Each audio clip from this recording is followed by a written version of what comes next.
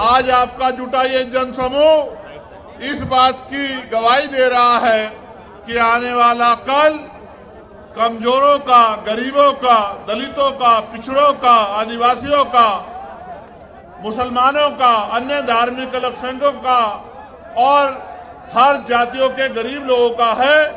ऐसा विश्वास मेरा आज आपकी संख्या के आधार पर यहां मजबूत हो रहा है।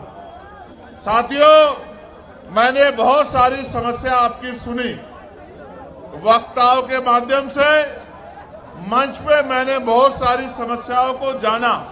सम्मानित साथियों, ये देश 15 अगस्त 1947 को आजाद हुआ है। 14 अगस्त 1947 को हम लोग इस देश में ब्रिटिश हुकूमत के अधीन थे। ब्रिटिश हुकूमत के अधीन होने के कारण इस देश में बहुत सारे हक अधिकार हक वंचित समाज के लोगों को नहीं थे। यहां तक कि इस देश में सदियों से चली आ रही कुप्रथाएं भी थी, जिनमें विधवा विवाह न होना, बाल विवाह होना, महिलाओं को सती प्रथा जैसी कुरीतियों का सामना करना और भी ऐसी बहुत सारी कुरीतियां और प्रतिबंध लगा के हक वंचित समाज के लोगों को गरीबी, बेबसी, लाचारी और जुल्म जाति का जीवन जीने के लिए मजबूर किया गया था। ये बात मैंने आपको इसलिए बताई कि आज भी आपकी समस्याओं में ये समस्याएं प्रमुख हैं कि रोटी, कपड़ा, मकान जो बुनियादी जरूरत है, खाने के लिए रोटी, पहनने के लिए कपड़ा, सर ढकने के लिए छत, पीने के लिए साफ पानी और आत्म सम्मान का जीवन, ये बुनियादी जरूरतें हैं। 75 साल की आजादी के बाद भी आज तक सरकारें अंतिम व्यक्ति को रोटी, कपड़ा, मकान, अच्छे कपड़े और पीने के लिए पानी की व्यवस्था कराने में कामयाब नहीं हो पाई। ये इस लोकतंत्र का सबसे बड़ा फेलियर है। जो काम आजादी के 10 सालों के अंदर हो जाना चाहिए था, वो काम आजादी के 75 सालों के बाद भी नहीं हुआ है। इसका उदाहरण ये है कि देश के प्रधानमंत्री कहते हैं कि हम 80 करोड़ लोगों को मुफ्त में राशन देते हैं।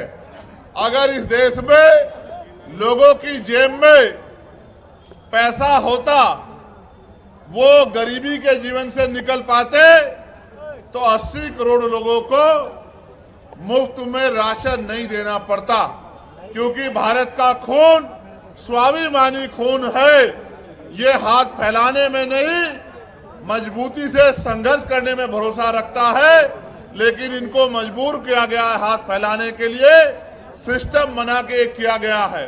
मैं इसलिए आपसे कह रहा हूं और मैं तर्क के साथ आपको कहना चाहता हूं, मीडिया भी इस बात को दिखाएगा कि भारत के साथ साथ कई ऐसे अन्य कंट्रियां भी हैं, कई ऐसे देश भी हैं जो भारत के समकालिक या भारत के बाद आजाद हुए, और आज उन देशों में जाके देखोगे तो आपको एहसास होगा कि वो भारत से लगभग 50 साल आगे चल रहे हैं।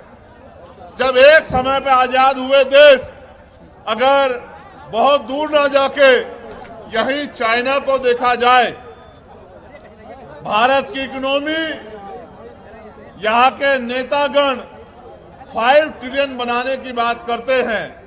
अगर हम चाइना की इकोनॉमी से उसकी तुलना करें तो हम 1/4 पर भी नहीं पहुंच पाए हैं। एक समय में आजाद हुए देशों में इतना अलग अलग तरह का आर्थिक गैर बराबरी का जो उदाहरण मिलता है, ये इस बात का उदाहरण है कि आज भी इस देश का अंतिम व्यक्ति बुनियादी सुविधाओं से वंचित है। और मुझे कहने में कोई परहेज नहीं है कि इनमें भी दलित, आदिवासी और पिछड़े वर्ग के लोगों के हाल बहुत बुरे हैं। आज भी हमारी बहनों को घर चलाने के लिए कोल्हू पे काम करना पड़ता है, भट्टों पे काम करना पड़ता है, दूसरों के जमींदारों के खेतों में काम करना पड़ता है, सर पे ईंटें उठानी पड़ती है। मुझे सबसे बड़ी पीड़ा तब हुई थी जब कोरोना काल में मजदूर शहरों से पलायन करके घर की तरफ चला था और इन सरकारों के पास उन मजदूरों को देने के लिए, घर पहुंचाने के लिए ट्रेन की व्यवस्था भी नहीं थी। इस मेरे परिवार ने जो दूसरों के महल बनाता है, घर बनाता है, बिल्डिंग बनाता है, कंपनी बनाता है, इन अमीरों के पास कोरोना काल में इन गरीबों को का पेट भरने के लिए रोटी की व्यवस्था भी नहीं थी। मैंने देखा किस तरह मजदूर पलायन करके आया, कहीं ट्रेन के नीचे जाके मरा, कहीं भूखे पेट मरा, कहीं पानी की कमी के कारण मरा, और माए अपने बच्चों को बैग की चैन के ऊपर अपने बच्चों को लिटा लिटा के सफर कर रही थी। पैर में छाले पड़ गए, हाथों में छाले पड़ गए, गले सूख गए, हृदय गति रुक गई, हजारों लोगों की जान गई।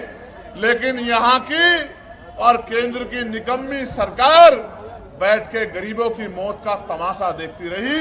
ये हमने अपनी आंखों से देखा। सबसे ज्यादा मजदूर अगर देश के किसी कोने में जाता है तो वो बिहार का व्यक्ति है, जो अपना पेट पालने के लिए अन्य अन्य से प्रदेशों में जाके रोजगार ढूंढने का काम करता है।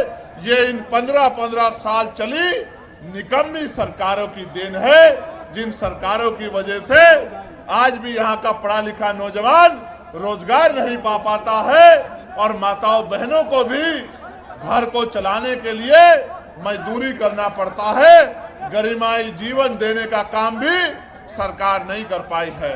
आज जब हम लोग आजादी का अमृत उत्सव मना रहे हैं, अभी पार्लियामेंट में सेंट्रल हॉल में ये कहा गया प्रधानमंत्री जी द्वारा कि 75 साल हो गए हैं, ये अमृत काल है।